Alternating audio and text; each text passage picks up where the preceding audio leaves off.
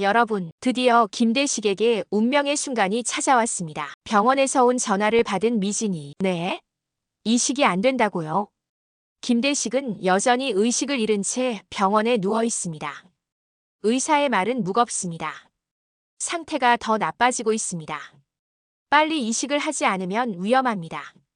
가족들의 얼굴은 절망으로 물듭니다. 대식이는 가족의 품으로 돌아갈 수 있을까요? 이야기는 지금부터 시작됩니다. 요양병원에서 무철은 대식을 찾게 되었습니다. 그의 얼굴은 누렇게 뜨고 몸은 반쪽이 된 듯 야위어 있었습니다. 무철아, 왜 왔냐? 대식은 차갑게 말했습니다. 무철은 애써 웃으며 다가갔습니다. 대식아, 집으로 가자. 가족들이 다 기다리고 있어. 하지만 대식은 눈을 부릅뜨며 손을 내저었습니다. 가족들한테도 알리지 마라. 나는 혼자 있고 싶어. 조용히 여기서 끝내고 싶으니까. 그 말에 무철은 더는 참지 못했습니다. 그는 대식 앞에 무릎을 꿇었습니다. 대식아, 내가 잘못했다. 복권 때문에 너 괴롭히고 빌딩 때문에 너 망가뜨리고 다 내 욕심이었다. 지금이라도 사과한다. 제발 날 그냥 돌려보내지 마라. 하지만 대식의 눈빛은 차갑기만 했습니다. 무철아, 내가 뭘 잘못했는지 이제 와서 아냐? 너 때문에 내 가족도 고통받고 나도 이렇게 됐다. 내 사과 이제 너무 늦었다. 무철의 눈에는 눈물이 맺혔습니다. 그래도 마지막으로 기회를 줘라. 우리 다시 친구로 돌아가자. 그러자 대식은 고개를 획 돌리며 소리쳤습니다. 나한테 친구라고 하지 마라. 이제 그런 말 듣기조차 싫다. 대식은 무철을 밀치듯 손을 뿌리치고 돌아갔습니다. 그 순간 갑자기 가슴을 움켜쥐며 휘청거렸습니다. 대식아. 무철이 달려갔지만 대식은 이미 힘을 잃고 바닥에 쓰러졌습니다.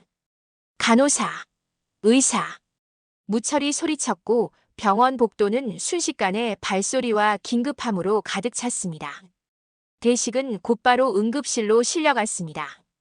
그러나 끝내 의식을 잃고 말았습니다. 소식을 들은 가족들이 병원으로 달려왔습니다. 해숙은 남편의 창백한 얼굴을 보자마자 주저앉아 울었습니다. 왜 혼자 이런 데에 숨어 있었어요? 우리가 얼마나 찾았는데. 김대식은 여전히 의식을 잃은 채 병원에 누워 있습니다.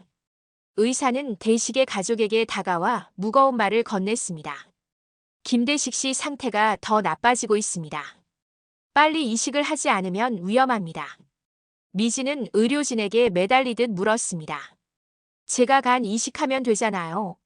저간 이식된다고 하셨으니까 빨리 해주세요. 하지만 결과는 냉혹했습니다. 따님은 저번 검사에서 이상 소견이 나와 다시 검사를 해봐야 할 것 같습니다. 석진도 검사를 했지만 역시나 맞지 않았습니다. 아지는 병실 앞에서 오열했습니다. 아빠, 저 결혼식 꼭 봐주셔야죠. 일어나세요, 제발. 복도 구석에 앉아있던 무철은 두 손으로 얼굴을 감쌌습니다. 내가 내 친구를 이렇게까지 만들었구나. 그의 목소리는 쉰 기침처럼 떨렸습니다. 평생 누구에게도 약한 모습 보이지 않던 무철이었는데 지금은 세상에서 가장 초라한 노인처럼 보였습니다. 그는 결국 자리에서 천천히 일어나 의사를 찾아갔습니다. 선생님, 저도 검사 좀 해주십시오. 김대식이랑 42년을 함께한 친구입니다. 재간이라도 확인해 주십시오. 제발. 의사는 놀란 듯 무철을 바라봤습니다. 잠시 고민하다가 조심스레 말했지요. 가족분들이 동의하셔야 합니다.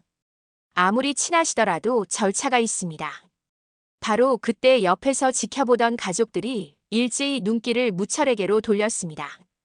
분위기는 얼음장처럼 차가워졌습니다. 해숙은 눈물 젖은 얼굴로 입술을 깨물며 아무 말도 하지 못했습니다. 하지만 미진은 참지 못하고 앞으로 나섰습니다. 지금 와서 무슨 자격으로요? 아빠를 이렇게 만든 장본인이잖아요. 미진의 목소리는 날카롭게 갈라졌습니다. 아빠가 죽어가는데 이제 와서 영웅이라도 되겠다는 거예요. 석진이 놀라서 누나 진정해 하고 말렸지만 미진은 더 크게 소리쳤습니다.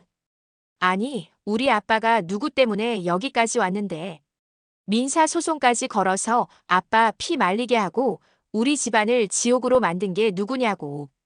그 말에 복도에 있던 다른 보호자들까지 고개를 돌려볼 정도였습니다. 해숙도 눈을 감고 고개를 흔들며 중얼거렸습니다. 무철 씨 왜 이제 와서? 그럼에도 무철은 한 발자국도 물러서지 않았습니다. 맞습니다. 다 제 잘못입니다. 욕심에 눈이 멀어서 분노에 사로잡혀서 제 친구를 여기까지 몰아넣었습니다. 하지만 이번만은 다릅니다. 이번만은 제 욕심이 아니라 제 진심입니다. 그는 눈물을 꾹 참으며 의사에게 다시 고개를 숙였습니다. 부탁드립니다. 대식을 살릴 수만 있다면 제간이라도 다 드리겠습니다. 이게 제가 할 수 있는 마지막 사과입니다. 복도는 숨조차 크게 쉬기 어려울 만큼 고요해졌습니다. 해숙은 눈물을 훔치며 떨리는 목소리로 물었습니다. 정말 대식을 위해 목숨까지 내놓을 각오가 되어 있나요? 무철은 주저하지 않고 대답했습니다. 예. 제 삶을 다 바쳐도 그 사람 살릴 수 있다면 저는 후회하지 않습니다. 그러자 미진이 다시 고개를 절레절레 흔들며 울부짖었습니다. 안 돼요. 절대 안 돼요. 아빠가 아저씨간 받으면 평생 빚지고 사는 거잖아요. 아빠 성격에 그걸 견딜 수 있겠냐고요. 의사조차 난처한 얼굴로 가족들을 바라봤습니다. 모두의 시선이 해숙에게 쏠렸습니다. 결국 결정은 아내인 그녀의 입에서 나와야 했기 때문이었지요. 해숙은 눈가를 훔치며 힘겹게 말했습니다. 저도 잘 모르겠습니다. 하지만 남편이 살아날 수 있다면 어떤 방법이든 붙잡고 싶습니다. 이 말에 미진은 오열했고 석진은 입술을 깨물며 고개를 숙였습니다. 그 순간 무철의 얼굴은 더 이상 원망받던 가해자가 아니라 친구를 살리기 위해 모든 걸 내려놓은 한 늙은이처럼 보였습니다. 이식이 불가능하다는 말을 들은 순간 미진은 믿을 수 없다는 듯 눈을 크게 떴습니다. 아니, 분명 된다고 하셨잖아요. 왜 갑자기 안 된다는 겁니까? 우리 아빠는 살려야 해요. 제발 다시 확인해 주세요. 의사는 깊은 한숨을 내쉬며 안타까운 얼굴로 설명했습니다. 김미진 씨, 처음에는 가능성이 있었지만 정밀 검사에서 문제가 발견됐습니다. 간은 적합하지만 혈관 구조가 너무 복잡합니다. 수술 도중에 큰 출혈이 일어나면 따님도 위험해질 수 있습니다. 순간 미진의 눈에서 눈물이 터져 나왔습니다. 다리에 힘이 풀려 바닥에 털썩 주저앉고 말았죠. 의사 선생님, 전 괜찮아요. 제 몸은 상관없어요. 아빠만 살릴 수 있다면 저는 뭐든 감수할 수 있어요. 제발 해주세요. 부탁드립니다. 그 절규는 병원 복도에 메아리처럼 울렸습니다. 하지만 의사는 더 이상 말을 잇지 못한 채 조용히 고개를 저었습니다. 딸의 마음은 이해하지만 생명을 건 수술은 감정만으로 결정할 수 없습니다. 죄송합니다. 그 말만 남긴 채 의사는 천천히 자리를 떠났습니다. 남은 건 바닥에 주저앉아 오열하는 미진과 멀리서 그 모습을 지켜보며 눈물을 훔치는 아진뿐이었습니다. 그 시각 중환자실의 대식은 여전히 의식을 회복하지 못한 채 누워 있었습니다. 하얀 침대 위에 힘없이 누운 아버지의 모습은 가족들에게 견딜 수 없는 고통이었습니다. 해숙은 남편의 손을 꼭 붙잡고 떨리는 목소리로 속삭였습니다.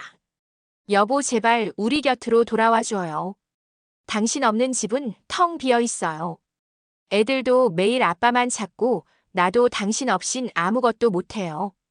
눈 한 번만 떠주세요, 여보. 그 옆에서 미진은 두 손으로 아빠의 다른 손을 붙잡으며 흐느꼈습니다. 아빠, 저 아빠 없이 못 살아요.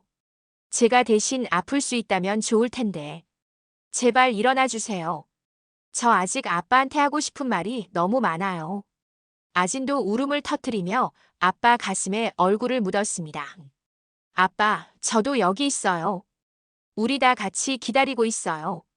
우리 버리고 혼자 가면 안 돼요. 아빠는 꼭 일어나야 해요.